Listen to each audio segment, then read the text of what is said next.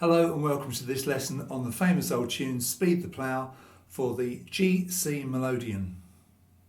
I already have a lesson on my website for this tune on the D-G Melodeon, but this is for the G-C. Like I said, we're going to do it in the key of C. On the G-C Melodeon, just so that you're sure, this row is in the key of G and this row is in the key of C. We're going to be playing only the C row in this tune. It's very much a beginner's tune, nice easy one. Great tune for you to get your four fingers working properly on the notes. And so everything on this inside row. So you can see at the beginning it says pos H. This is my code for position home, the home position where the first finger is on the root note. This is the third button start instrument, so the third button down, if I press it and push the bellows in, that gives me the note C, and that is in fact the first note of the tune. So the whole tune is in this pos H, position home, and there are two parts, the A part and the B part. In the first bar, you've got 8 quavers. We've got 4 as a time signature, so that means 4 beats the bar. So because there are 8 notes, you count them 1 and 2 and 3 and 4 and like this. Now you can see 1, 2, 3, 4, 5 dagger symbols in that bar because those notes can be played just by changing the direction of the bellows. So that means that you don't have to repress the button. You can repress the button if you want to, but for my own personal taste and my style of playing, I tend not to.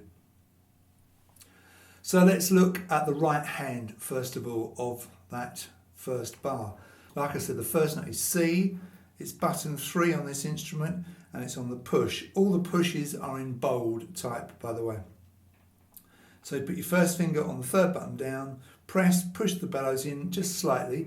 I would have the bellows open about halfway like that. As you will see, you don't need to move the bellows very much when you're playing. So there's your first note, C. And then just hang on to that button, keep it pressed, and reverse the bellows direction into a pull, and that gives you the next note, which is D. So you have C, D from one press of the button. Go to the next button down, do exactly the same thing. That gives you E, F. Go to the next button down, do the same thing.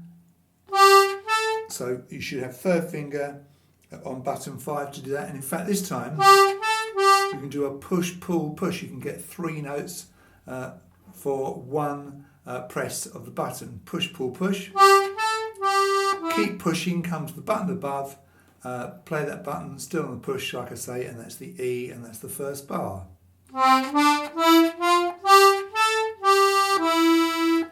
And as far as the bass goes, we are going to play C basses throughout this bar. Now, I've mentioned this on many videos of mine. I use my little finger on these 2 buttons over here.